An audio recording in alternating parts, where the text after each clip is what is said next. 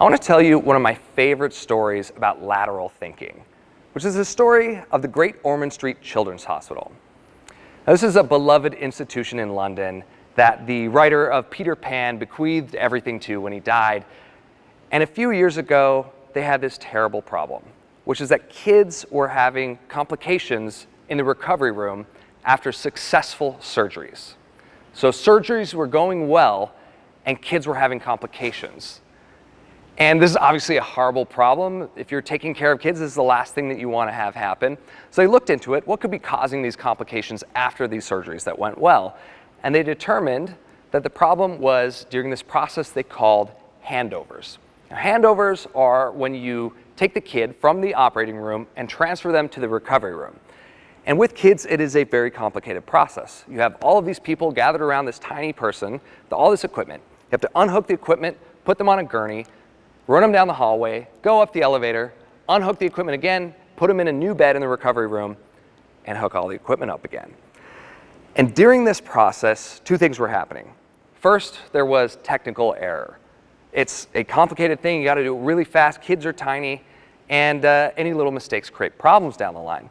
The second was basically this game of telephone, this communication process where things that were peculiar to the kid's condition and surgery that people knew about at point A were being lost in translation by the time they got to point B. And the sum of these things were kids were having complications, kids were even dying. It was the last thing that anyone wanted. So this was on everyone's mind at the hospital, and they did what most of us do when we're faced with hard problems. Is first they went and they looked at how other people solved this problem. How did other hospitals transfer patients from point A to point B without complications? They looked for the best practices in their industry. And it turns out that all hospitals had this problem. It is worse with kids because kids are smaller, it's a little bit more complex. But any hospital that's dealing with transferring patients from the operating room to the recovery room were having these two problems, communication error and technical error. And it was leading to complications.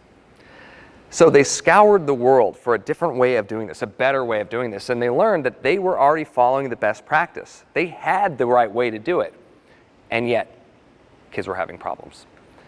So this was on everyone's mind when one day, a couple of surgeons, after a long day of work, sat down in the break room, and they flipped on the television to this. It was a Formula One race, and they saw a Ferrari driver pull off of the track, go into the pit lane. A bunch of people jumped out, tore off the tires, threw more tires back on, and they're back on the track in a few seconds.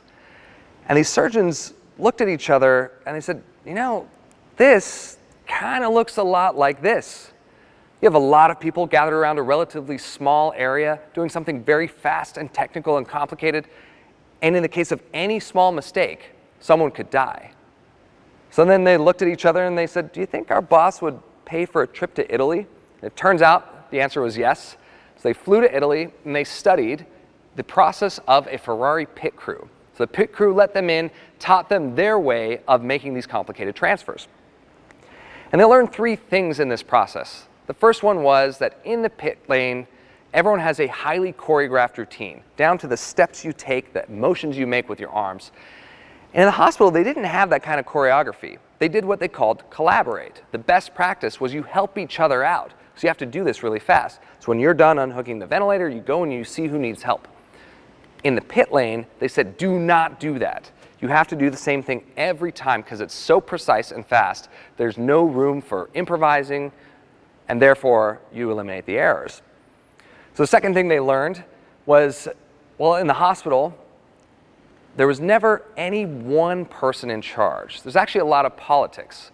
Whereas in the pit lane, there's this person who, not necessarily the most senior person, this person whose job was to hold this flag, it's called a lollipop, and do nothing, but wait until the job was done. And then when everything was safe, they'd lift the flag and the car could go back on the track.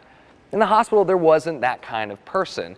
There's a lot of politics, it turns out, in hospitals. In any given surgery, there's different seniorities at play. There's different surgeons and nurses and visitors and administrators. It's not always the same thing going on, and it's not someone's job to raise the flag when it's time to go. Third thing they learned in the pit crew, or in the pit lane, is that they worked in complete silence on the racetrack. where at the hospital they did what they called communicate. They talked to each other about what was going on. They said, hey, I'm unhooking the ventilator now. But also, when they're running the gurney down the hallway, they asked each other, how was your weekend? In the pit lane, they did not do this. They operated in complete silence as a rule. And so the doctors came back from this trip to Italy, and they incorporated these 3 practices from a sideways industry into their own hospital handover process. They hired a dance choreographer to choreograph the steps that people would take during this process. They said in any major surgery, there's going to be an anesthesiologist. Doesn't matter if she or he is the least senior person in the room, they are the lollipop person. The gurney wheels don't move until they wave the metaphorical flag. And even though it's not the anesthesiologist's job, they follow the kid all the way to the end of the process to maintain that continuity. It's their new job now. And then they made a rule that during handovers, no one can speak. Unless a human heart falls on the ground, you operate in complete silence. And they incorporated these 3 things into their process, and overnight, they virtually eliminated these problems, these complications that the kids were having. And then other hospitals caught on to this, and they imported this new best practice from Great Ormond Street and changed millions of lives. And so the lesson we learned from this story is that when you're trying to solve a hard problem, looking at what everyone else is doing in your industry is inferior to importing ideas from outside of your industry. Because if someone has solved the problem you have, then that best practice is soon going to become the average practice.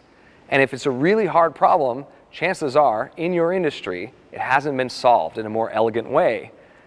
And so what they did here is they imported the different perspectives of people who had solved a similar problem, who were seeing a similar type of problem, but from a different perspective because the problem was different enough. And they developed different heuristics for solving it. By importing that cognitive diversity into their process, they were able to make a breakthrough at the hospital.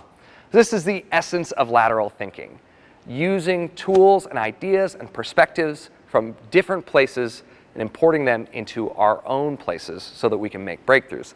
But the best part of this story is that after this great success of changing the handover process, saving people's lives around the world, the Formula One caught wind of this story, and they made the Great Ormond Street Children's Hospital an official charity of F1. And so now race drivers come and visit sick kids in the hospital, and during Grand Prix, they pass around buckets and collect donations to help save kids' lives.